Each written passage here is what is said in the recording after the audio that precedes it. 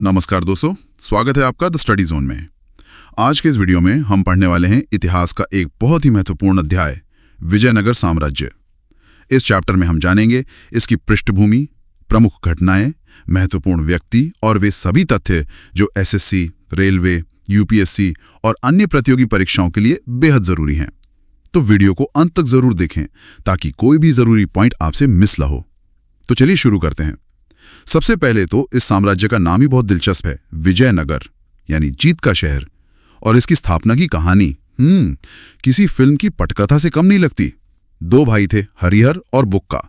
ये पहले वारंगल के काकतीय राजा के सामंत थे, फिर कांपिली राज्य में मंत्री बने। हाँ, और यहीं से कहानी में एक बहुत बड़ा मोड़ आता है, मोहम्मद बिन तुगलक का आक्रमण। बिल्कुल, तुगलक का आक्रमण होता है। दोनों भाइयों को बंदी बना लिया जाता है, दिल्ली ले जाया जाता है और उन्हें इस्लाम धर्म अपनाना पड़ता है। ये सुनने में कितना नाटकीय लगता है, एक मंत्री से सीधे कैदी। हाँ, और यही जो नाटकीय मोड़ था ना, यही उनकी वापसी की वजह भी बना, जब उन्हें दक्षिण में हो रहे विद्रोह को दबाने के लिए वापस भेजा गया। अच्छा। उस समय दक्षिण भारत में आप कह सकती हैं एक राजनीतिक अराजकता थी और तुर्क सत्ता के खिलाफ एक लहर सी चल रही थी। और यहीं पर उनके गुरु संत विद्यारण्य की भूमिका आती है ना? हाँ, उनकी भूमिका बहुत महत्वपूर्ण हो जाती है।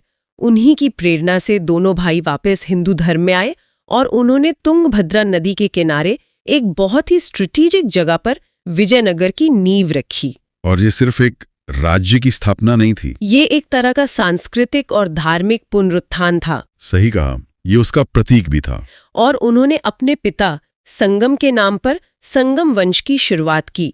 ये जानना भी जरूरी है कि इस साम्राज्य पर कुल 4 राजवंशों ने शासन किया: संगम, सालुव, तुलुव और अराबिडू। और राजधानियां भी समय के साथ बदलती रहीं। आनेगोंडी, विजयनगर, पेनुकोंडा और चंद्रगिरी। आज हम विजयनगर को हम्पी के नाम से जानते हैं। हाँ, और हम्पी आज एक वर्ल्ड हेरिटेज साइट है। तो ठीक है, वंश की शुरुआत हो गई। अब बात करते हैं संगम वंश के पहले शासक की, हरिहर प्रथम। उन्होंने अपनी पहली राजधानी आनेगोंडी को बनाया था, लेकिन बाद में विजयनगर को राजधानी बनाया। ऐसा क्यों किया गया? देखिए, ये एक बहुत सोचा समझा एक स्ट्रेटेजिक फैसला था। विजयनगर यानी हम्पी तुंगभद्रा नदी के किनारे है और भौगोलिक रूप से कहीं ज्यादा सुरक्षित था। मतलब प्राकृतिक तौर पर ही एक किले जैसा था। बिल्कुल, पहाड़ियों और नदी से घिरा हुआ। तो ये व्यापार और सेना दोनों के हिसाब से एक बेहतर जगह थी। उनके शासनकाल की एक और बड़ी घटना थी 1347 में बहमनी साम्राज्य की स्थापना। तो इसका विजयनगर पर क्या असर हुआ? ये एक बहुत बड़ा असर था। बहमनी साम्राज्य की स्थापना विजयनगर के लिए एक, कह सकते हैं, एक स्थायी चुनौती बन गई। एक परमानेंट दुश्मन पड़ोस में आ गया। हाँ, बिल्कुल। ये उत्तर में उनके विस्तार के लिए एक बहुत बड़ी बाधा थी और यहीं से दोनों साम्राज्यों के बीच सदियों तक चलने वाले संघर्ष की नींव पड़ी। ये संघर्ष विजयनगर के पूरे इतिहास को प्रभावित करता रहा। तो हरिहर प्रथम के बाद उनके भाई बुक्का प्रथम शासक बने और उन्होंने एक उपाधि ली जो बड़ी दिलचस्प है, वेद मार्ग प्रतिष्ठापक। इसका असल में मतलब क्या है? हाँ, वेद मार्ग प्रतिष्ठापक का मतलब है वैदिक मार्ग की पुनः स्थापना करने वाला। और ये सिर्फ एक, कह लीजिए, एक टाइटल नहीं था। ये उपाधि उनके धार्मिक और सांस्कृतिक मिशन को दिखाती है। जैसा हमने शुरू में बात की थी, वो सिर्फ एक राजनीतिक सत्ता नहीं बनाना चाहते थे, वो हिंदू धर्म और परंपराओं को भी फिर से स्थापित करना चाहते थे। अच्छा, तो ये उनकी फाउंडिंग आइडियोलॉजी का ही एक हिस्सा था। बिल्कुल। बुक्का प्रथम ने दक्षिण में मदुरै को भी जीतकर साम्राज्य में मिला लिया था। और इस अभियान के बारे में एक बहुत ही रोचक तथ्य भी है। हाँ, ये बहुत महत्वपूर्ण है। इस अभियान का नेतृत्व उनके बेटे कंपन ने किया था और इस जीत का पूरा वर्णन कंपन की पत्नी गंगा देवी ने अपने ग्रंथ मदुरै विजयम में किया है। एक मिनट, मतलब रानी ने अपने पति की सैन्य विजय पर एक महाकाव्य लिखा? जी हाँ, और ये उस दौर के लिए एक असाधारण बात है। ये तो वाकई असाधारण है। ये हमें उस समय के समाज और साहित्य और खासकर शाही परिवार में महिलाओं की स्थिति के बारे में भी बहुत कुछ बताता है। अब बात करते हैं बहमनी साम्राज्य से सीधा टकराव की। बुक्का प्रथम के समय में ही बहमनी साम्राज्य से पहला बड़ा और सीधा टकराव हुआ। हाँ, जब उन्होंने मुदगल के किले पर आक्रमण किया। तो ये युद्ध इतना जरूरी क्यों माना जाता है? सिर्फ इसलिए कि ये पहला बड़ा टकराव था? वो तो एक वजह है ही, लेकिन एक और खास वजह है जो उसे ऐतिहासिक बनाती है। वो क्या? इसी युद्ध में जो बुक्का प्रथम और बहमनी सुल्तान मोहम्मद शाह प्रथम के बीच हुआ, दक्षिण भारत में पहली बार तोपों का इस्तेमाल किया गया। पहली बार मतलब बारूद का इस्तेमाल? हाँ, पहली बार। ये युद्ध की तकनीक में एक बहुत बड़ा एक रेवोल्यूशनरी बदलाव था। तो मतलब इसने आने वाले समय में युद्धों का तरीका ही बदल दिया होगा। पूरे तरह से बदल दिया। ये भी दिखाता है कि ये दोनों साम्राज्य न केवल राजनीतिक रूप से बल्कि सैन्य तकनीक के मामले में भी कितने एडवांस्ड और प्रतिस्पर्धी थे। ये तो वाकई बहुत बड़ी बात है। और एक और दिलचस्प बात है जो अक्सर लोग भूल जाते हैं। माना जाता है कि हरिहर और बुक्का में अपने शासन के शुरुआती सालों में संयुक्त रूप से शासन किया, मतलब को रूलर्स की तरह। हाँ, एक तरह से। 1377 में बुक्का प्रथम के बाद उनके बेटे हरिहर द्वितीय ने कमान संभाली। और उन्होंने आते ही एक ऐसा काम किया जिसने सबको एक साफ संदेश दे दिया। वो विजयनगर के पहले शासक थे जिन्होंने महाराजा धीराज यानी राजाओं के राजा की उपाधि धारण की। महाराजा धीराज। ये सिर्फ एक टाइटल नहीं था, ये एक ऐलान था कि विजयनगर अब आसपास की छोटी मोटी रियासत नहीं बल्कि दक्षिण भारत की एक महाशक्ति बनने की राह पर है। राजाओं के राजा, ये वाकई एक बहुत बड़ा दावा है। और उनके प्रशासन में भी काफी काबिल लोग थे। मैंने पढ़ा है कि ऋग्वेद पर सबसे मशहूर टीका लिखने वाले सायण। हाँ, सायण उनके प्रधानमंत्री थे। है ना? ये तो मतलब ज्ञान और सत्ता का एक अनोखा संगम लगता है। बिल्कुल। ये दिखाता है कि विजयनगर की नींव सिर्फ कह सकते हैं तलवार पर नहीं बल्कि बुद्धि और ज्ञान पर भी रखी जा रही थी। लेकिन असली चुनौतियां और बड़े बदलाव उनके पोते देवराय प्रथम के समय में आए। अच्छा। उनके दौर में विजयनगर ने दुनिया के लिए अपने दरवाजे खोल दिए। आप 1420 में इटली के यात्री निकोलो कॉन्टी के आने की बात कर रही हैं? जी। ये सोचकर ये अजीब लगता है कि उस जमाने में यूरोप से कोई इतनी दूर भारत के साम्राज्य को देखने आया था। यही तो बात है। इससे पता चलता है कि विजयनगर की शोहरत दूर दूर तक पहुंच चुकी थी। लेकिन देवराय प्रथम सिर्फ विदेशी मेहमानों की मेजबानी नहीं कर रहे थे, वो अपनी सेना में एक ऐसा क्रांतिकारी बदलाव ला रहे थे जिसके बारे में क्या था वो? उस वक्त कोई सोच भी नहीं सकता था। उन्होंने पहली बार अपनी सेना में तुर्की मुसलमानों को भर्ती किया। जरा सोचिए, एक हिंदू साम्राज्य जो दक्कन की मुस्लिम सल्तनतों से लगातार लड़ रहा है, वो उन्हीं की तरह के माहिर तीरंदाजों को अपनी सेना में शामिल कर रहा है। ये तो बहुत बड़ा और साहसी कदम था उस वक्त के हिसाब से। बिल्कुल। ये दिखाता है कि देवराय प्रथम सिर्फ परंपरा से नहीं बल्कि जरूरत के हिसाब से फैसले ले रहे थे। उन्हें समझ आ गया था कि अगर बहमनी सल्तनत की बेहतरीन घुड़सवार सेना का मुकाबला करना है तो उन्हीं के जैसे माहिर सैनिक लाने होंगे, चाहे वो किसी भी धर्म के हों। हाँ, मतलब काबिलियत को धर्म से ऊपर रखा। सैन्य ताकत के अलावा उन्होंने कृषि के लिए भी तो बड़े काम किए थे ना, जैसे तुंगभद्रा नदी पर बांध बनवाना। हाँ, क्योंकि वो जानते थे कि एक मजबूत सेना का पेट भरने के लिए एक मजबूत कृषि व्यवस्था भी चाहिए। लेकिन इन सब कोशिशों के बावजूद उन्हें अपने सबसे बड़े दुश्मन बहमनी सुल्तान फिरोज शाह बहमन से एक बड़ी लड़ाई लड़नी पड़ी। और वजह थी वो कृष्णा और तुंगभद्रा नदियों के बीच का बेहद उपजाऊ इलाका रायचूर दोआब। हाँ, रायचूर दोआब। और इस लड़ाई में देवराय प्रथम हार गए, जिसके बाद जो हुआ वो तो और भी हैरान करने वाला है। उन्होंने शांति के लिए अपनी ही बेटी की शादी दुश्मन सुल्तान से कर दी। एक राजा के लिए ये तो बहुत बड़ी हार मानी जाएगी। क्या इससे उनकी छवि कमजोर नहीं हुई? बिल्कुल। ये एक बहुत बड़ा राजनीतिक समझौता था। ऊपरी तौर पर यह हार लगती है, लेकिन ये उस दौर की वो रियल पॉलिटिक को भी दिखाता है।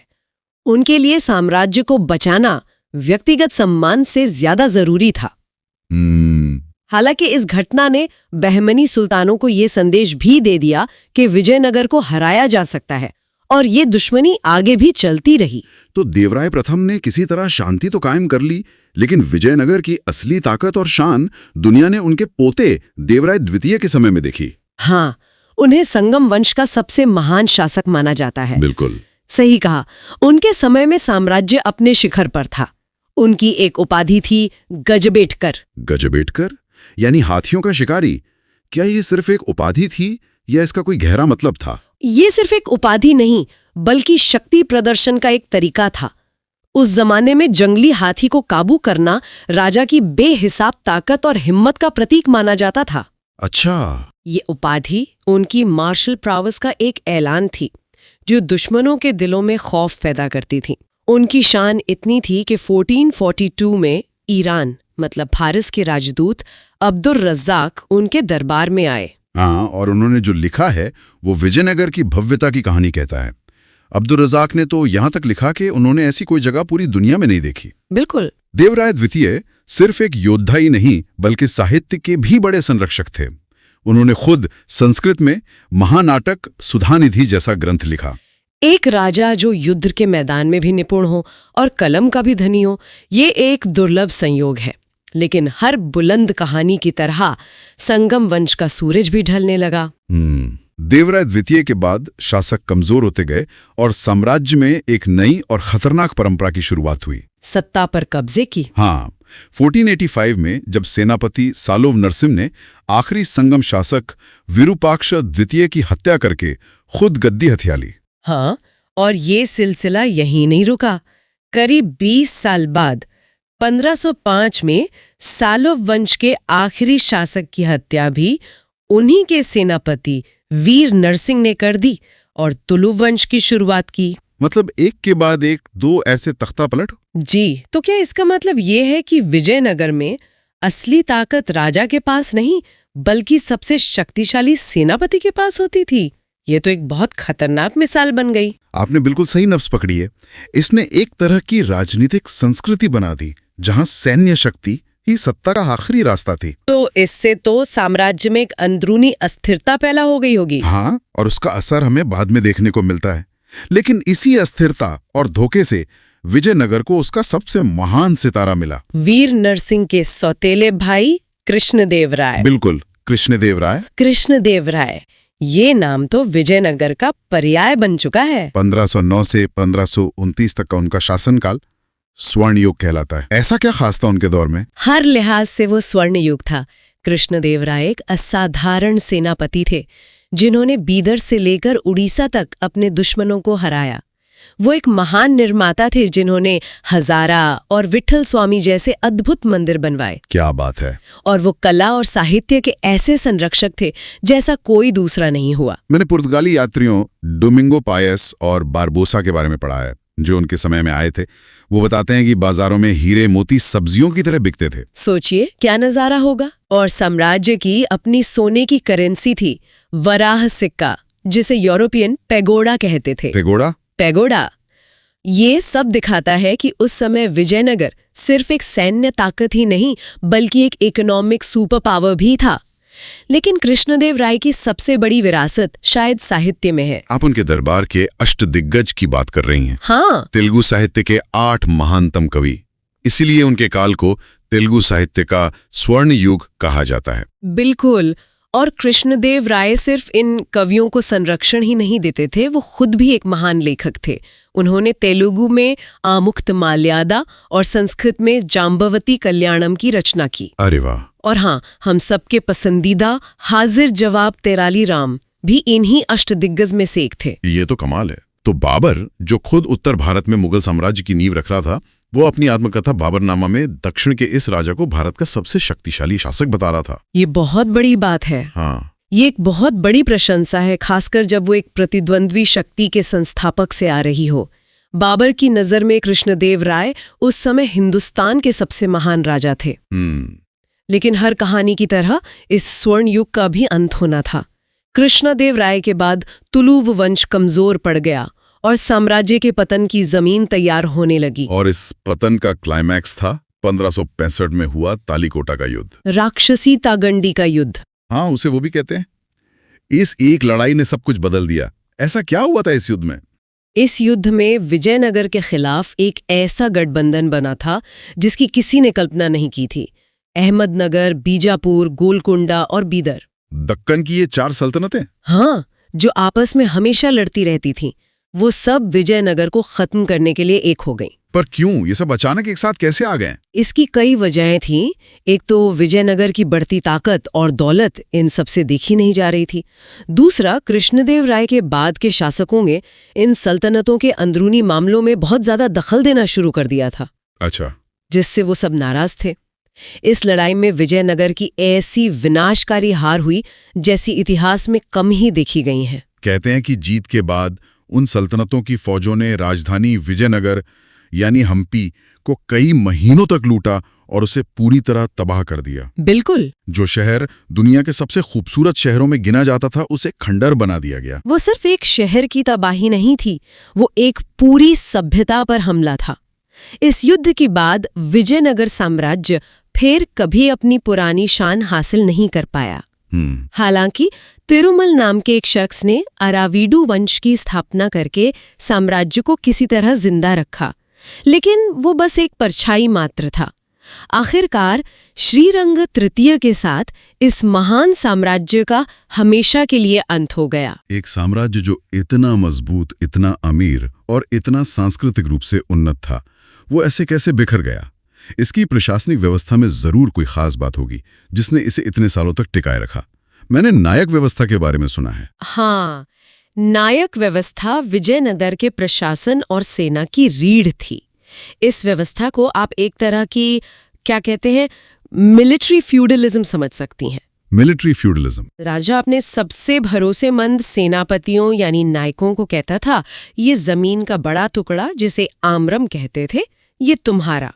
यहाँ से टैक्स तुम इकट्ठा करो, अपनी सेना का खर्च निकालो और जब मुझे जरूरत पड़े तो अपनी पूरी फौज के साथ हाजिर हो जाओ। इससे तो राजा की एक बड़ी सेना रखने की टेंशन खत्म हो जाती होगी। बिल्कुल, लेकिन इसका एक खतरा भी था जिसका जिक्र हमने पहले किया था। हाँ, कि ये नायक वक्त के साथ बहुत ज्यादा शक्तिशाली न हो जाएं और खुद राजा के लिए चुनौती न बन जाए। और आखिर में हुआ भी यही। जब केंद्रीय सत्ता कमजोर हुई तो कई नायक स्वतंत्र हो गए। और गांवों के स्तर पर अयंगर व्यवस्था थी, जिसमें 12 अधिकारी मिलकर पूरे गांव का प्रशासन चलाते थे। ये तो काफी ऑर्गेनाइज्ड लगता है। बहुत ज्यादा। विजयनगर की असली ताकत उसकी सुसंगठित प्रशासनिक व्यवस्था ही थी, जिसने शहर से लेकर गांव तक सबको एक सूत्र में पिरो रखा था। समाज में भी कई दिलचस्प बातें थीं। विदेशी यात्री बताते हैं कि यहाँ पर्दा प्रथा नहीं थी, लेकिन सती प्रथा और दास प्रथा जैसी बुराइयां भी मौजूद थीं। ये उस युग के समाज की एक मिलीजुली जटिल तस्वीर पेश करता है। तो आज की हमारी ये गहरी पड़ताल हमें दिखाती है कि विजयनगर सिर्फ राजाओं और लड़ाइयों की कहानी नहीं, बल्कि कला, साहित्य और प्रशासन का एक ऐसा संगम था जिसकी मिसाल मिलना मुश्किल है। और ये सोचने पर भी मजबूर करती है कि जो साम्राज्य अपनी बुलंदी पर इतना शानदार था, वो इतनी जल्दी कैसे बिखर गया। शायद इसका जवाब सिर्फ तालीकोटा की लड़ाई में नहीं, बल्कि उन छोटी छोटी दरारों में छिपा है जो सालों से पड़ रही थीं। जैसे शक्तिशाली नायकों का उदय और राजनीतिक अस्थिरता। बिल्कुल। तो दोस्तों, आज के इस वीडियो में हमने विजयनगर साम्राज्य को विस्तार से समझा। अगर वीडियो आपको उपयोगी लगा हो तो लाइक जरूर करें, अपने दोस्तों के साथ शेयर करें और द स्टडी जोन को सब्सक्राइब करना न भूलें। अगले वीडियो में हम एक और महत्वपूर्ण चैप्टर के साथ मिलेंगे। धन्यवाद।